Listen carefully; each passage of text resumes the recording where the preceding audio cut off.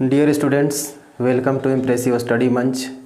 आज हम लोग भौतिकी यानी फिजिक्स के पहले चैप्टर प्रकाश का परावर्तन, इस चैप्टर के अंतर्गत जो भी टॉपिक्स होंगे जिससे प्रश्न पूछे जाएंगे एग्जामिनेशन में, उन टॉपिकों को हम कवर करेंगे। तो चलिए देखते हैं प्रकाश के परावर्तन चैप्टर से कौन कौन से टॉपिक को हमको पढ़ना है। तो सबसे पहले इसमें हमें जानना होगा कि प्रकाश का परावर्तन यानी प्रकाश क्या है। तो प्रकाश क्या है? प्रकाश एक ऊर्जा है और प्रकाश वह कारक है जिसके द्वारा, जिसकी सहायता से हम किसी वस्तु को देख पाते हैं। यानी प्रकाश के माध्यम से ही हम किसी वस्तु को देख पाते हैं। यानी प्रकाश किसी वस्तु पर पड़ता है, फिर वहाँ से टकराकर हमारी आँखों तक पहुँचता है, तब हम उस वस्तु को देख पाते हैं। और परावर्तन क्या है? परावर्तन का मतलब हो गया कि प्रकाश किसी सतह से टकरा करके और पुनः उसी माध्यम में लौट जाना, ये प्रकाश का परावर्तन कहलाता है। यानी जैसे मान लिया जाए कि एक सतह है, ठीक है, और प्रकाश क्या है? प्रकाश इधर से गया और फिर यहाँ से टकरा करके इधर वापस लौट गया। तो इस लौटने की क्रिया को क्या कहेंगे? प्रकाश का परावर्तन। यानी इसे फिर से समझ लिया जाए, प्रकाश एक ऊर्जा है और प्रकाश वह कारक है जिसकी सहायता से, जिसकी मदद से क्या है कि हम किसी वस्तु को देख पाते हैं। और ये परावर्तन का मतलब क्या हो गया? परावर्तन का मतलब हो गया कि प्रकाश किसी सतह से टकराकर पुनः उसी माध्यम में वापस लौट जाना, ये प्रकाश का परावर्तन कहलाता है। अब इसमें प्रकाश का परावर्तन के कुछ नियम हैं, ठीक है, उस नियम को पहले हम समझेंगे। अब देखा जाए एक चित्र के माध्यम से देखते हैं कि प्रकाश का परावर्तन जो हो रहा है इसमें किन किन बातों को ध्यान देना है। जैसे मान लिया जाए कि एक समतल सतह है, ठीक है, इसे समतल दर्पण मान लेते हैं। दर्पण क्या है इसके आगे हम पढ़ेंगे। अब ये हो गया कि प्रकाश का एक किरण है, ठीक है। किरण किसे कहेंगे? तो किरण क्या है कि जब प्रकाश एक सरल रेखा पर चलती है तो इस पथ को क्या कहा जाता है? किरण। तो वही क्या है? ये किरण है। यानी प्रकाश का एक किरण किसी सतह से टकरा करके और ये वापस लौट जाता है उसी माध्यम में, ठीक है। तो ये क्या हो गया? प्रकाश का परावर्तन। अब देखा जाए ये जो किरण है ये समतल सतह से टकराया, ठीक, और जिस बिंदु पर टकराया उस बिंदु को क्या कहेंगे? और जहाँ से वो लौट गया, तो ये जो किरण आ रही है तो आने वाली किरण का दूसरा नाम हो जाएगा, और ये जो लौट रही है तो लौटने वाली किरण का नाम दूसरा हो जाएगा। तो इसमें क्या है? जो किरणें आ रही है इस किरण का नाम होगा? इस किरण का नाम हो जाएगा आपतित किरण, ठीक है। और जिस सतह पर, जिस बिंदु पर वो आपतित हुआ है, ठीक है ना, ये सतह पर जिस बिंदु पर ये किरण आया उस बिंदु को क्या कहेंगे? इस बिंदु का नाम क्या हो जाएगा? इस बिंदु को हम कहेंगे आपतन बिंदु, ठीक है। अब इस बिंदु से क्या है? वापस उसी माध्यम में लौट रही है, तो इस किरण का नाम क्या हो जाएगा? तो इस किरण का नाम होगा परावर्तित किरण, ठीक है, परावर्तित किरण। यानी कहने का मतलब ये हुआ कि आने वाली किरण को आपतित किरण और लौटने वाले किरण को परावर्तित किरण कहते हैं। अब इसमें क्या है? इस आपतन बिंदु पर ये दोनों के बीच में एक लंब खींचा जाता है, ठीक है ना। लंब का मतलब हो गया कि समतल सतह से क्या है, ये लंब जो है 90 डिग्री का कोण बनाएगा, ये दोनों तरफ बनाता है, ठीक है ना। यहाँ पर कितना डिग्री का कोण बनेगा? 90 डिग्री का। इसका नाम क्या होगा? ये जो खींचे हैं इसका नाम लंब है। लेकिन आपतन बिंदु पर जब ये लंब खींचे हैं तो इसका नाम क्या हो जाएगा? इसका नाम अभिलंब होगा, ठीक है, इसका नाम अभिलंब हो जाएगा। अब क्या है, इसमें दो प्रकार के कोण बना है, एक यहाँ पर भी बना है, एक यहाँ पर भी बना है। अब इसका नाम क्या होगा? तो देखा जाए ये जो दोनों किरण के बीच में अभिलंब के सहारे जो कोण बना है इसका नाम क्या होगा? तो अभिलंब और आपतित किरण के जो बीच कोण बना है इस कोण का नाम क्या होगा? इसको हम लोग कहेंगे आपतन कोण। क्या बोलेंगे? आपतन कोण। और अभिलंब और परावर्तित किरण के बीच जो कोण बना है इसका नाम क्या हो जाएगा? परावर्तन कोण। परावर्तन कोण। ठीक है। अब यही क्या है, इसी चित्र के माध्यम से क्या करेंगे हम? परावर्तन के नियम को समझेंगे। तो देखा जाए इसमें क्या क्या चीज़ पढ़े हम लोग? आपतित किरण, परावर्तित किरण, अभिलंब, आपतन कोण, परावर्तन कोण और ये आपतन बिंदु। तो इससे जुड़े क्या है कि जो परावर्तन के नियम पूछे जाते हैं कि परावर्तन के कितने नियम हैं, तो बिल्कुल आसान है, बस केवल ध्यान से समझें। और इसे देखिए इस प्रकार लिखा जाता है परावर्तन के नियम में। परावर्तन के नियम, परावर्तन के कितने नियम हैं? तो इसके दो नियम हैं। पहला क्या हो जाएगा? आपतित किरण।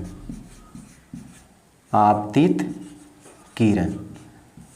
उसके बाद परावर्तित किरण। परावर्तित किरण तथा आपतन बिंदु पर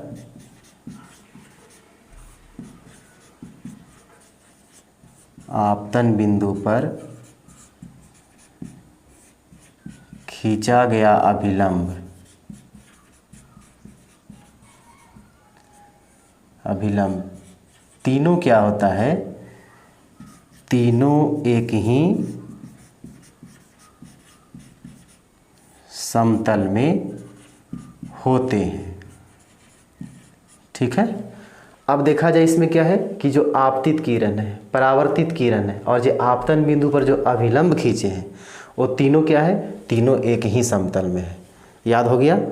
फिर से देख लीजिए कि ये तीनों क्या है? आपतित किरण, परावर्तित किरण और जो आपतन बिंदु पर अभिलंब जो खींचे हैं वो कहाँ है?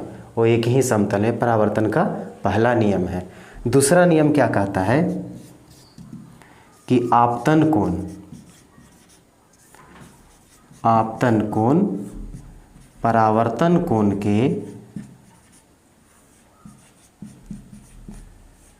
के बराबर होता है। ठीक है। आपतन कोण परावर्तन कोण के बराबर होता है।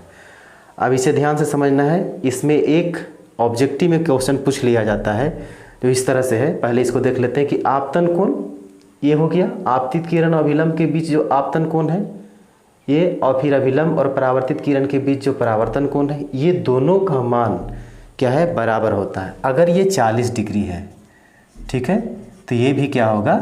40 डिग्री होगा। अगर ये 50 डिग्री है तो ये भी 50 डिग्री होगा। कहने का मतलब कि दोनों कोण का मान क्या होता है? बराबर होता है। तो पहला नियम क्या था कि आपतित किरण, परावर्तित किरण तथा आपतन बिंदु पर खींचा गया अभिलंब तीनों एक ही समतल में होते हैं।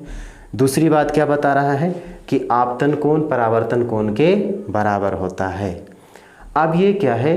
आपतन कोण परावर्तन कोण के बराबर हुआ, ये कब ऐसा होता है?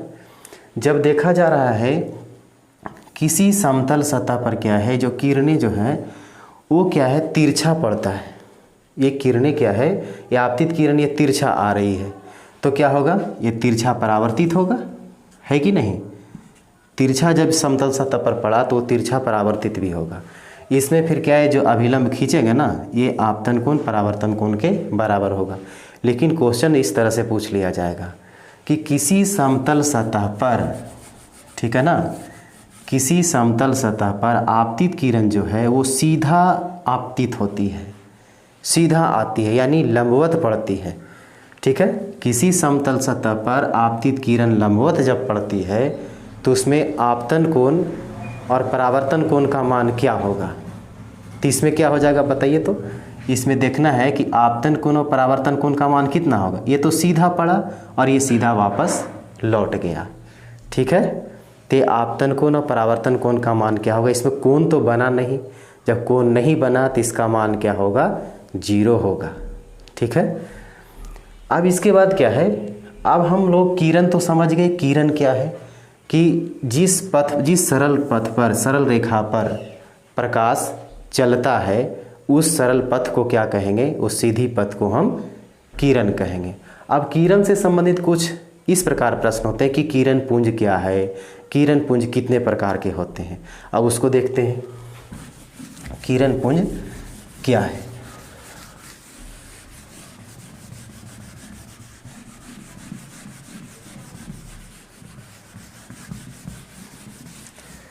किरण पुंज, ठीक है ना,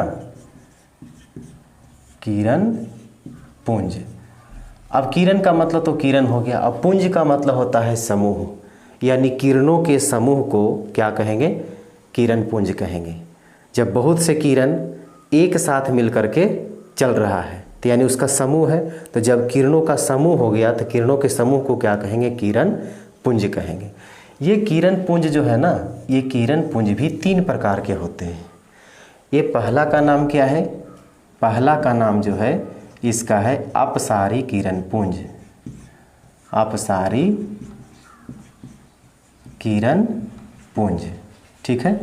और दूसरा का नाम है, दूसरा का नाम है अभिसारी किरण पुंज, अभिसारी